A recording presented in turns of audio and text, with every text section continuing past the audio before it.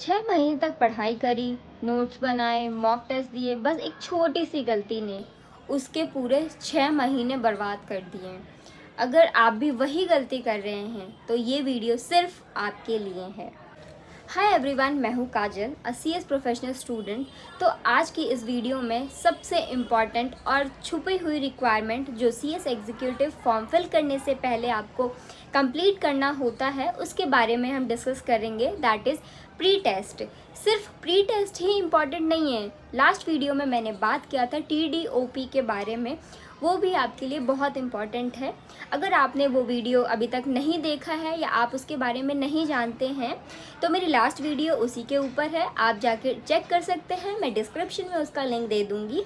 और चलिए स्टार्ट करते हैं आज की वीडियो का पर्पस क्या है। और हाँ, अगर आपने प्री टेस्ट कंप्लीट नहीं किया अपने सीएस एग्जीक्यूटिव के फॉर्म फिल करने से पहले तो वो फॉर्म आपका रिजेक्ट भी हो सकता है। चलिए मैं एक छोटी सी स्टोरी सुनाती हूँ जो लास्ट ईयर की ही है।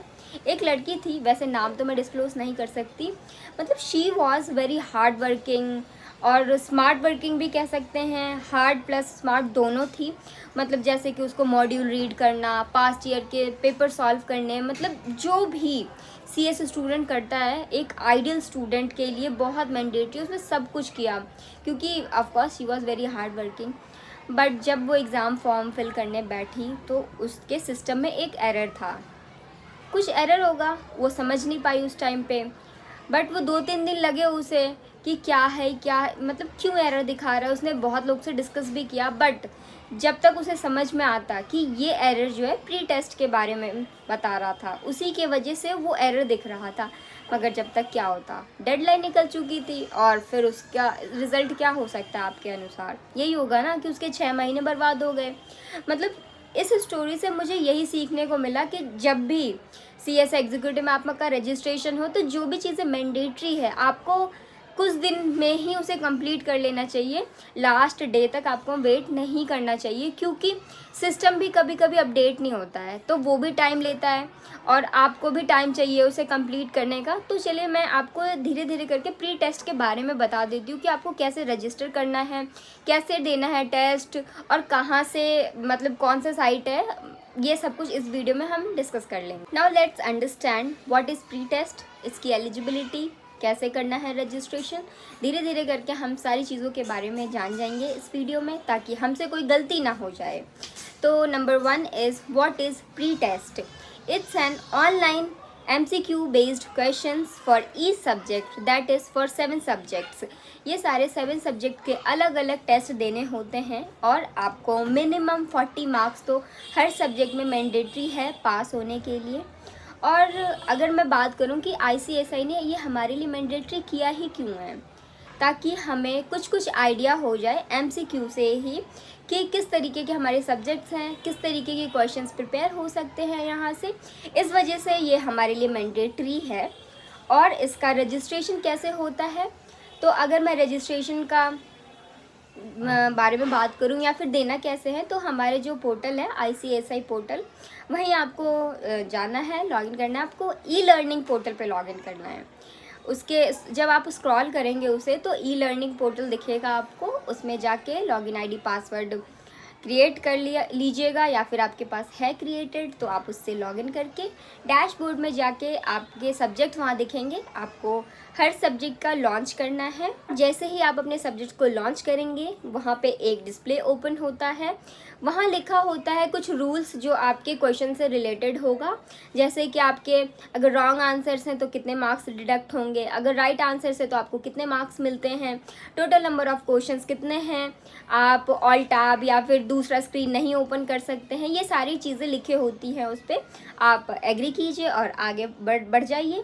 फिर आप एक एक करके पूरे क्वेश्चंस देने के बाद, और सबसे इम्पॉर्टेंट चीज़, एक बार आपका सारा पेपर ख़त्म हो जाए, जैसे कि आपके 7 सब्जेक्ट के सारे एग्ज़ाम फिनिश हो गए, उसके बाद आप सर्टिफिकेट डाउनलोड ज़रूर कर लीजिएगा। अगर आप नहीं करेंगे तो सीएस एग्जीक्यूटिव का जब आप फॉर्म फिल करेंगे ना, एग्ज़ाम फॉर्म, तो उसमें कुछ ना कुछ एरर बताएगा, मतलब सर्टिफिकेट के बिना आप फॉर्म फिल नहीं कर पाएंगे। तो आप इस चीज़ को ध्यान में रखिएगा कि आपको जैसे ही फिनिश करना है सर्टिफिकेट डाउनलोड कर लेना है। Now we will discuss about few frequently asked questions. Number 1 ये है, क्या प्री टेस्ट देना कंपलसरी है? तो हाँ, 100% इसका आंसर है हाँ, आपको देना ये बहुत इम्पॉर्टेंट है। इसके बिना तो आप एग्ज़ाम फॉर्म ही नहीं भर पाएंगे। इसके लिमिट्स कितने हैं, मतलब हम कितनी बार अगर फेल हो गए तो कितनी बार दे सकते हैं? तो आप 100 टाइम्स दे सकते हैं और 100 टाइम्स में आप ऑफ कोर्स पास हो जाएंगे, तो आप इसकी टेंशन मत लीजिएगा। ये फ्री है या पेड है? तो ऑफ कोर्स ये फ्री ऑफ कॉस्ट है।